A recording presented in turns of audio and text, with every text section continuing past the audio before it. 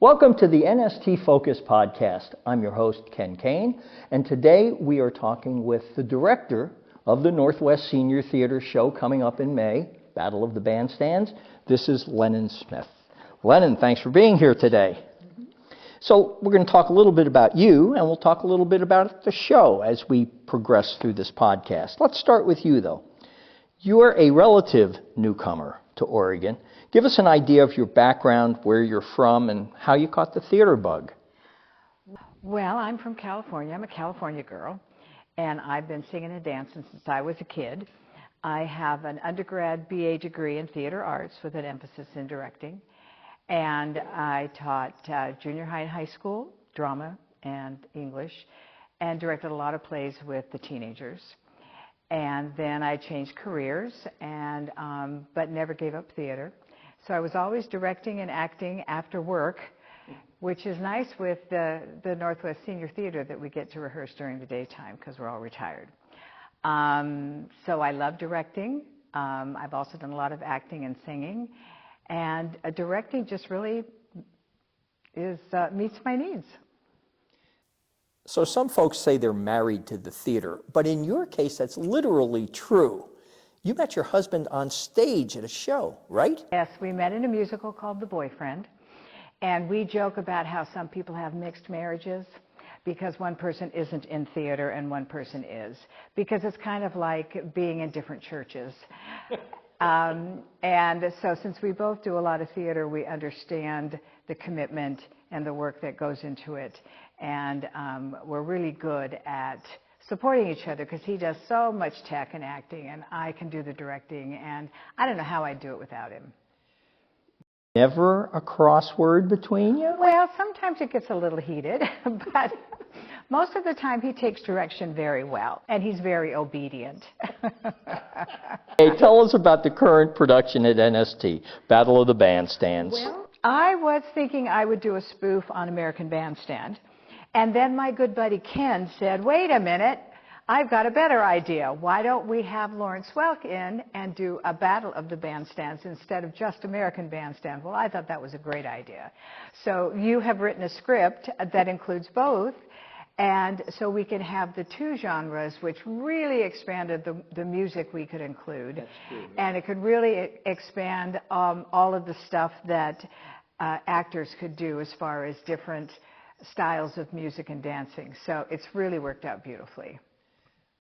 You are, and take this in the very best possible way, but you are like the shtick master. You look at a situation and your brain is going all the time, how can we fund this up? How can we make people laugh over this? Yeah. How does that come to you?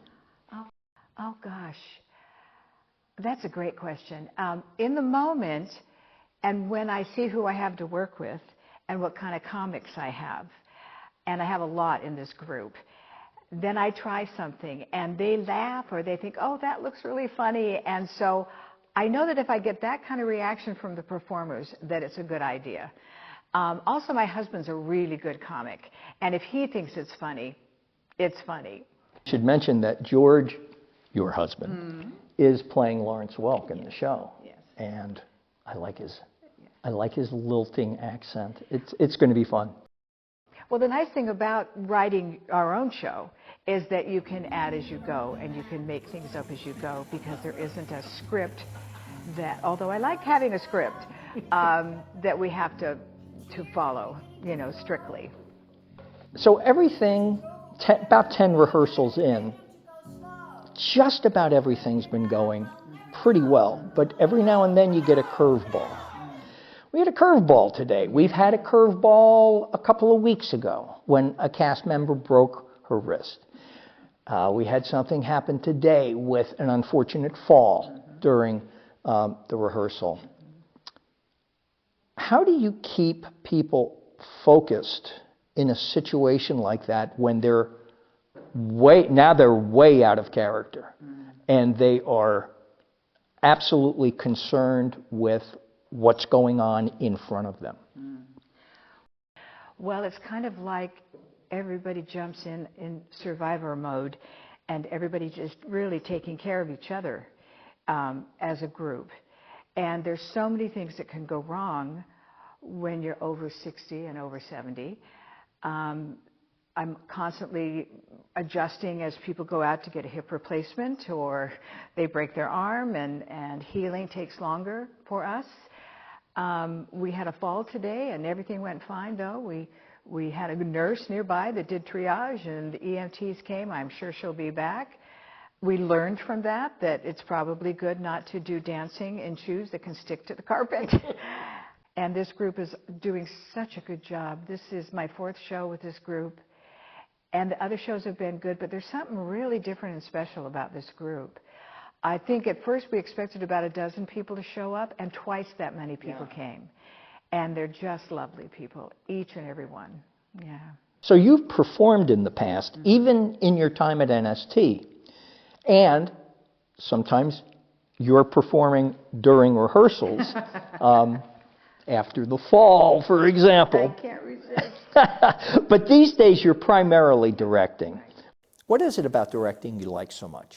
Well, I get to be the boss, and I'm kind of a bully.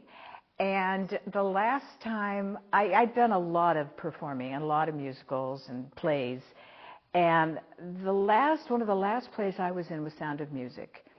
And that was back in the early 2000s. And the director was so unorganized and didn't plan rehearsals and wasted people's time and didn't know where entrances, and he just wasn't prepared.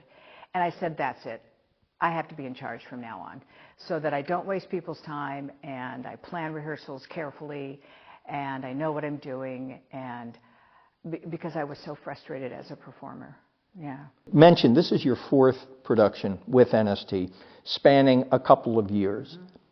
What has changed for you over that time? Well, I've kept things simpler. I remember the first show I came and I was going to choreograph June is Bustin' Out All Over. Oh, it was it was way past our comfort level. I mean, I had to say, okay, no choreography, let's cut the song, there's way too many words. So simplify.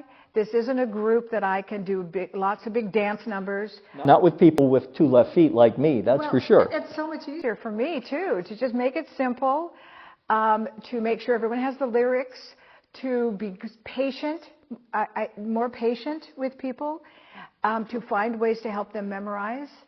And I mean, I'm 72. I'm not the youngest person here. So I know it's harder for me to memorize than it used to be. And so I think I just slowed down and said, let's have more fun and keep it simple and find songs that we all know, and just be kind to everybody. And like many theater people, you've got more than one iron in the fire at any given moment. So besides NST, tell us what you're working on right now. Well, my first love is plays and new works, and not edgy plays, but plays about relationships and conflicts. And so George and I moved here about 3.5 years ago, and we've been kind of looking for a theater home, and we found this sweet little theater in Sherwood called the Star Society.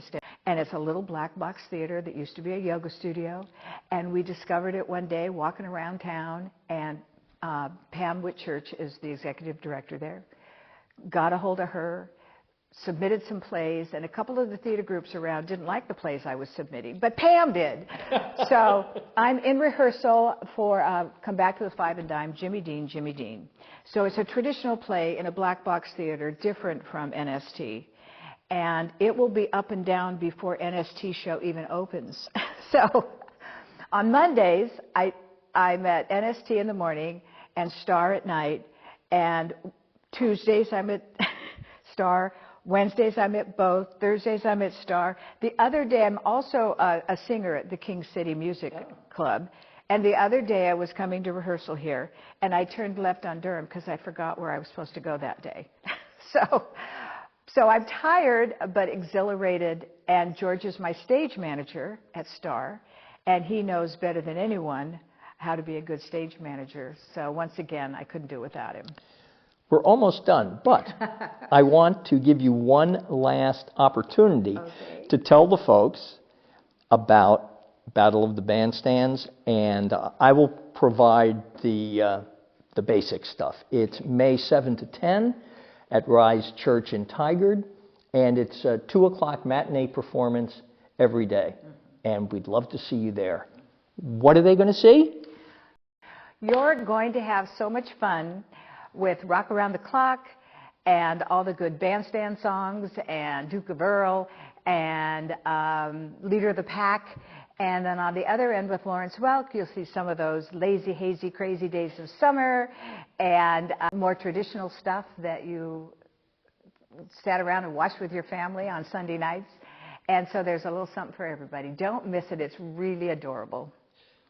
Lennon, thank you so much for being here today. That'll do it for the NST Focus podcast. Thanks for watching, and we'll see you the next time.